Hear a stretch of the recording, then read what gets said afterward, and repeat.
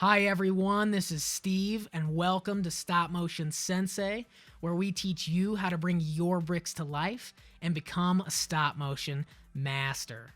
In this video, we are talking about your camera and a few basic camera settings you need to know to take better pictures. Let's get started.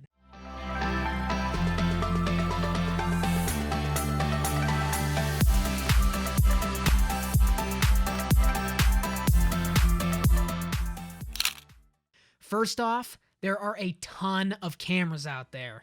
No matter what camera you specifically are using, I want to encourage you guys to explore the menus on your specific camera and sort of experiment with what it can do. No matter what camera you have to work with, these techniques I'm about to share will help you. The goal in stop motion is to keep every photo consistent. You're going to hear that from me over and over again, whether we're talking about camera settings, lighting, moving minifigures, whatever. Consistency is huge in stop motion. So basically what I mean is that every single picture you take should have the same brightness, the same color, and the same focus. Let's talk about the settings that will help you achieve this. The first thing you want to do is put your camera in manual mode if you can. You can usually do this with a dial on top of your camera. If your camera won't let you do this, don't worry. I will cover some things in this video that should help, and the rest of the essential course is packed with other ways to help you keep your photos consistent. So, put your camera in manual mode if possible.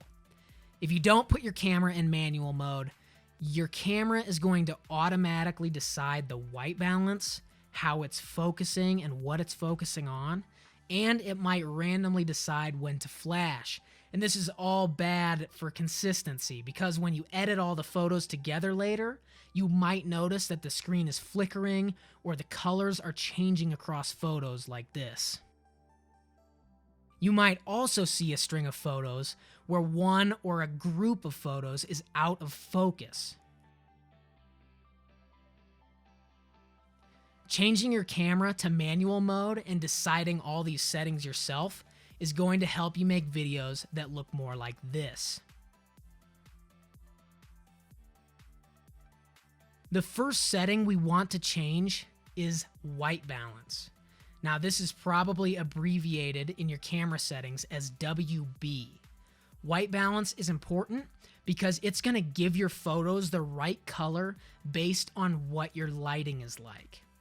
Once you set your white balance, make sure that you do not change it until you're done taking photos of that specific scene.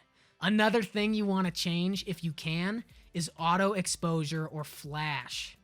Turn your flash off, and this is going to help you avoid your camera just randomly deciding when to flash and when not to. Otherwise, you might end up retaking photos over and over again when your camera decides to flash during random photos.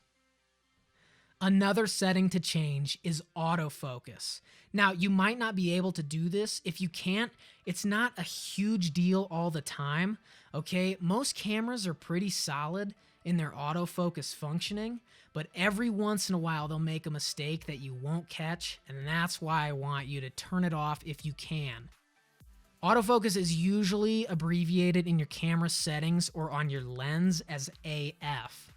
Autofocus means that your camera is going to decide what to focus on within the frame. So that means that sometimes your camera will switch from focusing on a minifigure to focusing on a building in the background. The minifigure could be clear and in focus in that first picture and then blurry in the next one. Depending on your camera, you may not be able to turn off autofocus. If you can't, don't worry. There are a couple things you can do to make sure your pictures are still the best they can be. During the first stop motion video that I made, I could not turn off autofocus on my camera. Most cameras are going to autofocus if you press the shutter button halfway. So you can press your shutter button halfway and check to see what your camera is focusing on. If it's not focusing on your subject, say your minifigure, you can release the shutter button and do this again until the camera focuses on your main subject. Another thing you can do is to put your finger or hand next to the minifigure or object you're moving to give the camera more to focus on. Then press the shutter button halfway, remove your hand, and press the shutter button the rest of the way down to take your photo. If you do this, just be careful not to move your minifigure accidentally or cast a shadow by getting in front of your light. That's going to mess with that lighting consistency that we want to maintain throughout our film. These are some of the basic camera settings that you can change to make sure your photos are consistent and looking their best. Happy creating.